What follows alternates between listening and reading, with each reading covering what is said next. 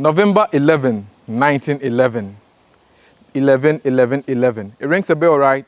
Well, that was the day that one of the greatest clubs in Africa born out of Ghana was formed. I'm talking about none other but the oldest surviving club in Ghana, that's Accra Folk, the never say die until the bones are rotten, the Rainbow Club, the Continental Club Masters, the team that won a double last season, winning the Ghana Premier League and the MTN FA Cup.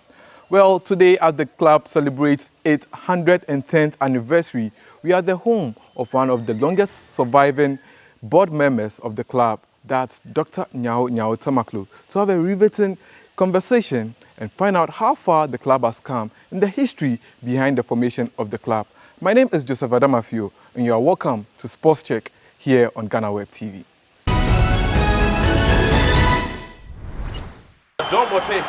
The last time he played in the competitive match against Kumasi Asante Kotoko, he scored from a free kick. From a similar position. And he always brims with a lot of confidence whenever he's playing against Kumasi Asante Kotoko.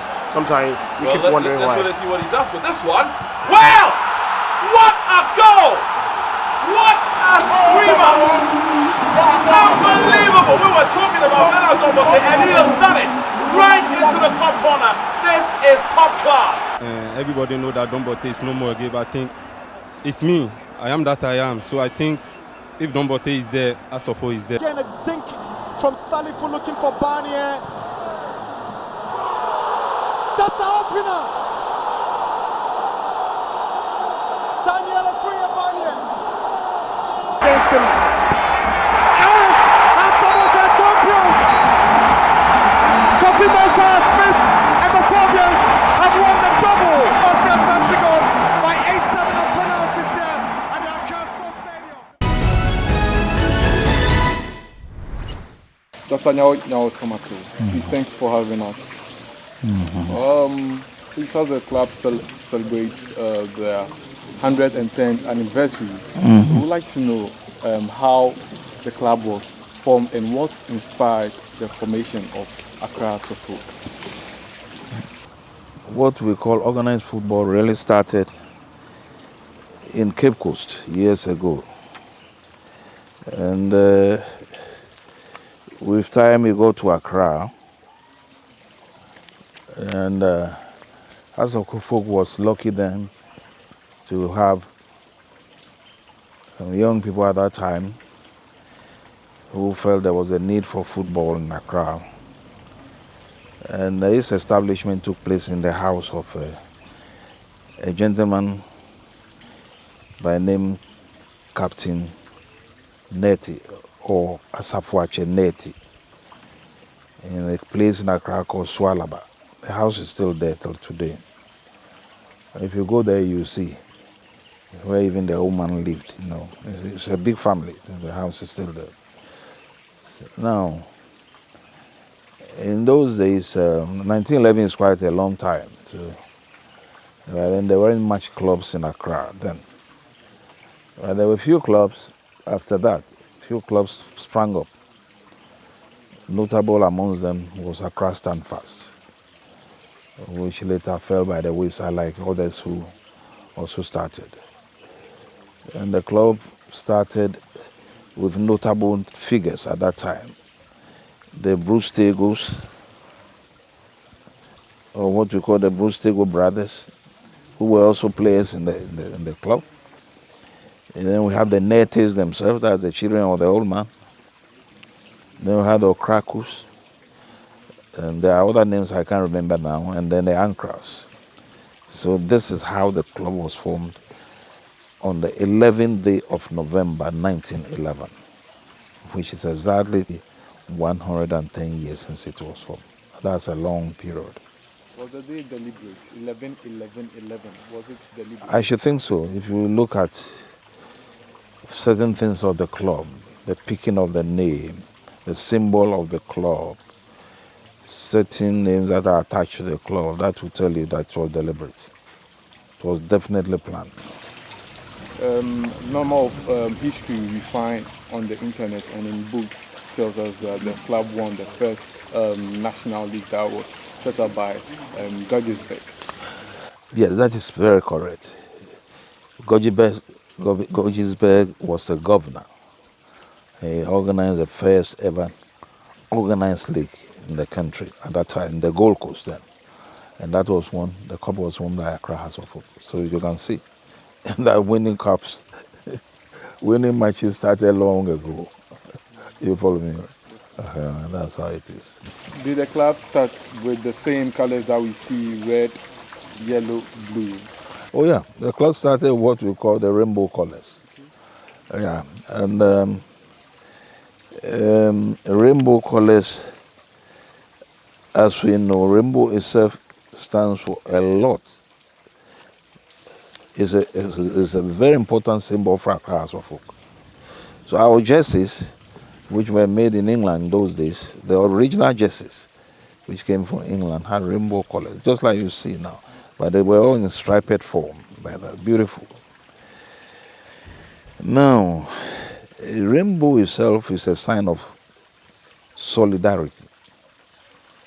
The rainbow is also a sign of unity, or a symbol of unity, if I would say so. Rainbow is also a symbol of hope. How does it come in? A symbol of hope because after a very downpour of rain, if you have noticed, and this is supposed to have happened even centuries ago in Noah's time, and then you have the rainbow. And when you see the rainbow, you know that the rains definitely will cease. You follow me? And now it got its own spiritual acception too, which is a symbol of success, hope, and fortune. So you can see that the rainbow also, as a symbol, definitely might have been properly thought of and thought through by the elders in those days before they pick it. When you take a number of clubs outside Ghana and some clubs in Ghana, most of them, their logos have the signs of animals. When you take Kotoko, they have the porcupine. When you take Busuan Draft, they have a big crab. When you take Ashanti Gold, they have the elephant. Why did Accra House of Folk decide to go for the oak tree? The oak tree, that's an interesting question. The oak tree, once again, has been thought through before being picked by the elders. If you know, the oak tree is a very huge tree.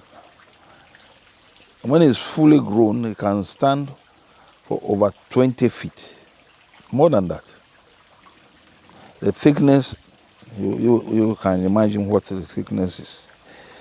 And the oak tree, that's one tree that a lot of people don't know, but it's associated with nobility and wisdom. Nobility and wisdom, that's the oak tree. Apart from its strength, very, very strong tree. It's been used in building vessels. When I say vessels, very like strong ships in those days when wood was then used. That's the only wood they used. You follow me? And then also, what do you call it? Very strong containers that were used in bottling drinks like whiskey, wine, and beer in those days. So you can imagine. Now, apart from its strength, it's a symbol of strong morale, resistance. The oak tree is noted for its resistance. It's one of the trees fire can hardly destroy. Now, the oak tree is supposed to be, trees are living things. It's supposed to be very knowledgeable. You see? And also, one interesting thing about the oak tree is that it got a very long longevity. As its lifespan is very long. It can live at times even longer than 400 years. So you can imagine. That is a tree that can really survive throughout the ages. So that is the reason that the tree was picked by Accra House of Oak. So like the other club symbols that you said, they can fall by the wayside, but not the oak tree. Okay, okay. I remember one historian telling me that there was a time that Queen Elizabeth came to Ghana and she wanted to be entertained, and a crowd of folk were brought out to engage in a football match, and it got the whole country excited about their performance. Can you tell me some history about that particular match? Because we don't have videos when it comes to newspapers, to the archives. We don't often get it, so it's out of people like you who have the history. No, the history, I know the Queen, when the Queen came here, that was her first official visit. I was a small boy, but I remember very well. And she visited Keita, met the chiefs there at Endeavour, and she had the opportunity of meeting my great-grand-uncle, who was then the chief Nyaho-III. And then a football match was organized by Osajofo Dr. Kwame Nkrumah. And I think by then Ohinijan was then the one in charge of football in Ghana. And it's true, House of Oak played a club. I think it should have been Stanfast or so, either Stanfast or Olympics, could be Olympics. And it was a wonderful display of soccer at that time. So those who said a match that was well, what do you call, appreciated by the Queen, I think that is true. Well, by that time, at that time, even though very few people wear boots in playing football, it was still very interesting and competitive. So you can imagine. I see that. So what brought about the name Never Say Die Until the Bones Are Rotten? As I said, any living being, be it an animal or a mammal, if I'll say so. So let's come even closer to human beings. When the person or that particular individual passes on, the body definitely, when buried, will decay and finally disappear. But not the bones. The bones can be there for years. And indeed, if nobody tampers with them, they will be there. We've seen instances like that, where bodies that have been buried for even a century, when it's unearthed, you see the bones there. So for the club to say, never say that until the bones are rotten, that the bones will never get rotten. So House of Oak is not a club you can wish any evil and it will stick to it. You follow me? Whatever you say, the club will keep on marching on. And I'm not surprised that we are still marching on. Then again, there's the name phobia. Phobia, the word phobia also, which we call, people used to associate with has, or what we call hasiphobia. When we say hasiphobia, it means House of Oak. The word phobia itself is nothing than an extreme fear of something. You follow me? And this word has always put fear into our opponents who play with football with us. When they hear that they are going to play House of Oak, they get scared. You follow me? So the word phobia also was speak for a purpose. People or clubs, when they hear the word hearts, they panic. Yeah. And there's one that I can remember. When I was chairman of the club, we were to play Enugu Rangers. That was, I think, 1985 or so, long ago. Enugu Rangers was one of the top, and it's still one of the top clubs in Nigeria. So a match was organized where we were to meet them. And everything was set. At the last minute, they couldn't turn up. And we know it was the same old fright. So And then we played that day with either Okwawu United, either Okwawu or Olympics. I can't remember now, it's long ago. So even though phobia, the word phobia has been there for years, its most recent one, we are talking about 20-something years ago, which is recent, tells you that the word has a meaning. You follow me? Enugu Rangers pulled out. And an international match between Hearts of Oak and Enugu Rangers of Nigeria couldn't come on. So we ended up playing a local team. So that tells you that the word phobia also has a meaning. It puts some sort of fear. Even today, any club that will make Hearts of Oak, you watch carefully. I saw that last season when the team came from behind to win the Oh, yeah. and the MTN FA Cup. Even the MTN FA Cup final playing Obuasi. Exactly. The penalties. Exactly. You could feel like Exactly. they were trembling. Exactly. They were all frightened. Till today. You watch any match Hearts is playing with any other opponent. Watch it carefully. If you have eyes, you can see that the opposing side is always frightened. But your landlords, Accra Great Olympics, they always claim to be the landlords of Accra. They can never be. How can Olympics be the landlords of Accra? They themselves, they came out of a club. Okay. Olympics came out of a club known as Stand Fast. Accra Stand Fast. Members of Accra Stand Fast defected to form Accra Great Olympics. That's a historical fact. How can they be landlords?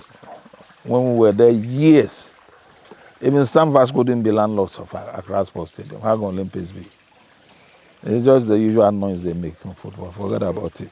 Okay. So there's one distinct thing about Accra Hearts of Oak. When you look at the board over the years, there are people who have served the club. And reason to become head of state, when you take a look at the players also, there have been players who played for Accra Hearts of Oak and ended up playing for the national team. I quite remember there was a time that the late coach Cecil Jones Atukwefiu led some Hearts of Oak players to play for the national team and all that. What makes the club so important to the country? Well, Hearts of Oak has played a lot of key role in the formation of modern football in this country.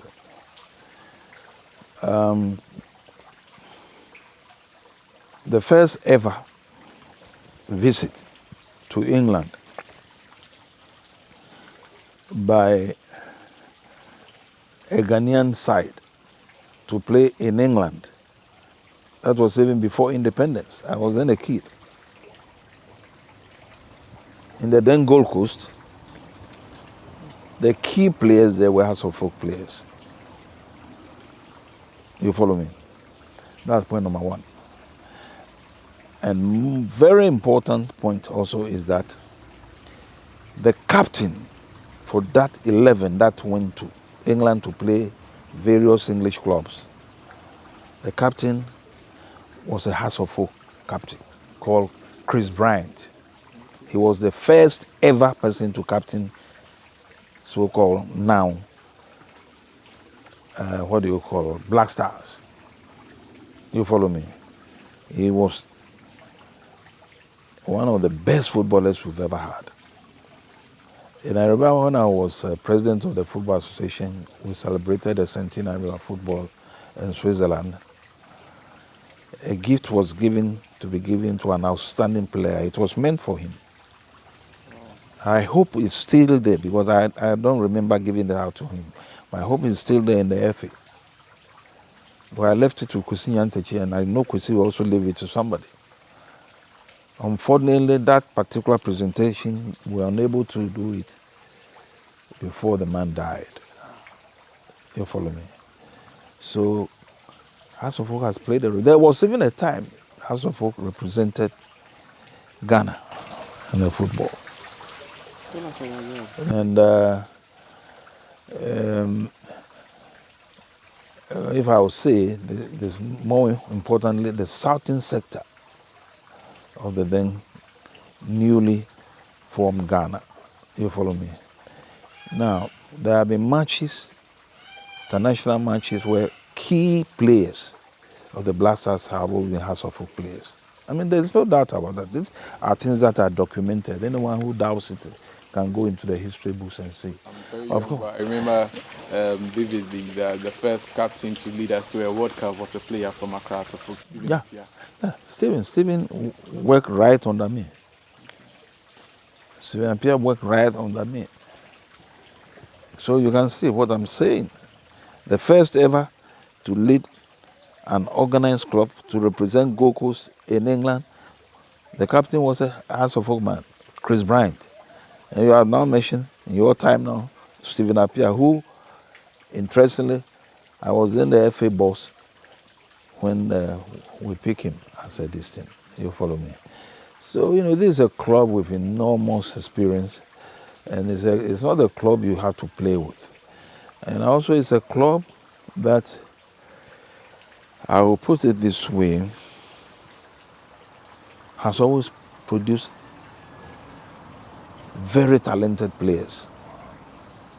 Well, there was a time the whole back of Accra, with the exception of one central defender from Olympics, were always permanent in the Black Stars group. You might have heard names like Adu Dako, Adu Damite. These were Black Star players. I mean, they were wonderful footballers. You follow me? And then you come to Milford. That's Milford. I can't count them. You see? Yeah, they are aware. There's Fearsome Five for House of Folk. I mean, they themselves alone, when they are in the club, you have to fear them. I'm sure you were there when the club dominated the continent, Africa, to the extent that it came to a time you nearly played Real Madrid in the World Club Cup. What went into it as a board member? What went into the preparation to conquer Africa? No, like we are going through now, a lot of money is spent when you are preparing for international matches. A lot of money. You have no idea. You see, footballers, especially supporters, don't really know the amount of money leaders of the club invest into the club. For instance, as we sit down now, a lot of good work is being done by the chairman of the board of directors. That's Toby Afede the 14th, you see. And because he's doing such a wonderful work and things are going on smoothly, very few people even think about it. You follow me? A lot is put inside, it's injected into football when we are having international matches. You are talking about thousands and thousands of dollars for one match. So we shouldn't make that mistake. So if even we come to national level, look at the amount of money involved.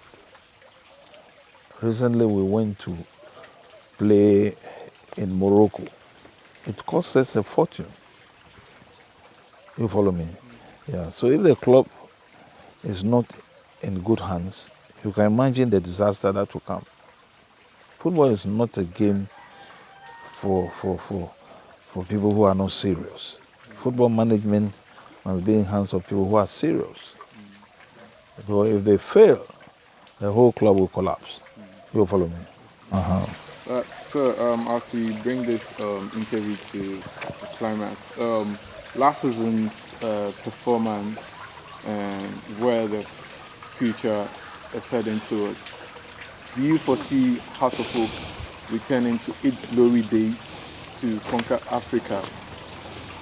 That I think this is the first time in a decade that House of Folk are making a return to the African stage. In future, are we going to see House of Folk try more and possibly win any African trophy at the club level? So why not? We are right in African competition now. You follow me? And our aim and objective in playing the league is to win the national league, and that will definitely, just carry us into the African competition. So we are working seriously on that, very, very seriously on that. It is our aim and objective is to make sure we gain a place for the African Cup of Nations, what do you call it, competition again. So we are working hard towards that. And I can assure you, definitely we shall succeed. Continental Club Masters, Yes. as we are being called. We are, and that's what we are. That's what we are. We are Continental Club Masters. That you are coming up with at the Pobiman place, the place at Pobiman. We keep on seeing new developments each day, each time. What are some of the things that are going to go on at Pobiman? The Pobiman project is a huge project. If you go there now, you can see that there are a lot of structures that have been put in place for the students. We are going to have a complete academy for young people. I think even as low as the age of 15 and below. You follow me? So that they will not just be there as footballers, they'll be there as students too. You follow me? Like they do in Europe now. So all the facilities to keep a boarding institution, they are there.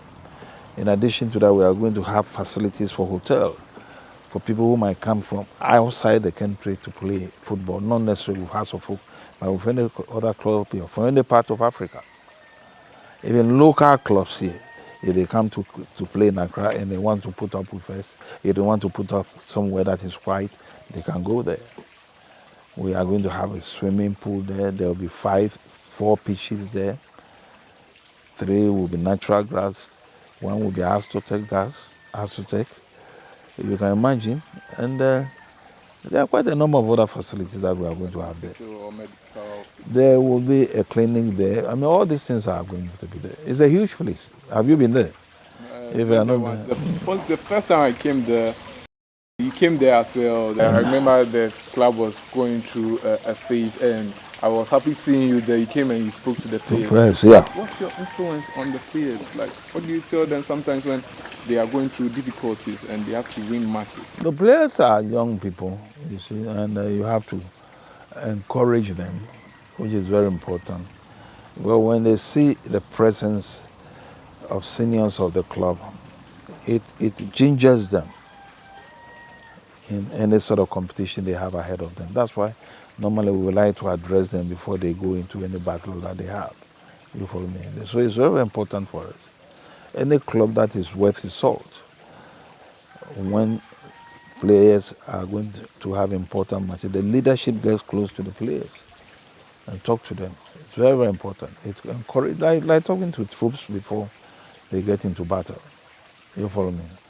So that's what it is.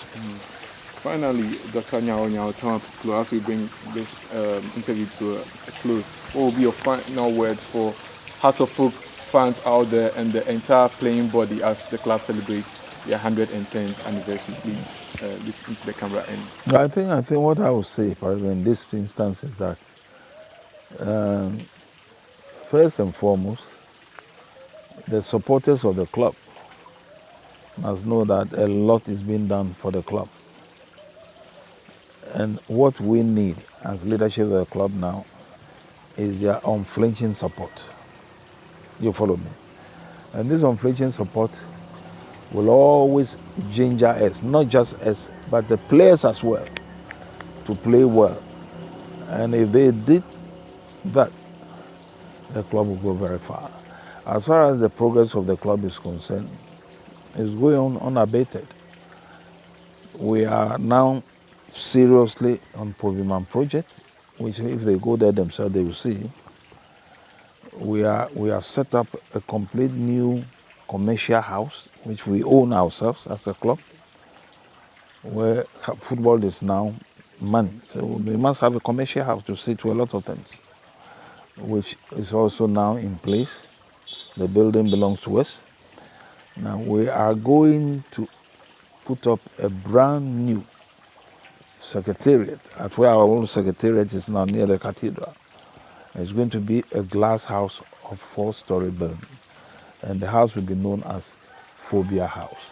So what we need now is the support of supporters and sympathizers. We know we have a lot of sympathizers. Our club is nationally based and even internationally. So we know we've got the support. We have the largest support in this country. That one is a known fact. Any other club that will claim that, tell them I say it's a lie. We have the biggest support in Ghana. And you know it, you can see it. Yeah. Huh? So I thank you very much for coming. And let me take the opportunity to wish my supporters, the board, particularly the chairman of the board and other members, all other members, a very happy birthday. So birthday has a folk, and I say phobia. Masters. Thank you very much for It's your a pleasure. It's nice seeing you.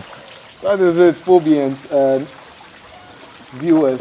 This has been another edition of Sports Update Ghana. My name is Joseph Adamafiu, and it's a pleasure having Dr. Nyaho-Tamakloe with us. Catch you another time.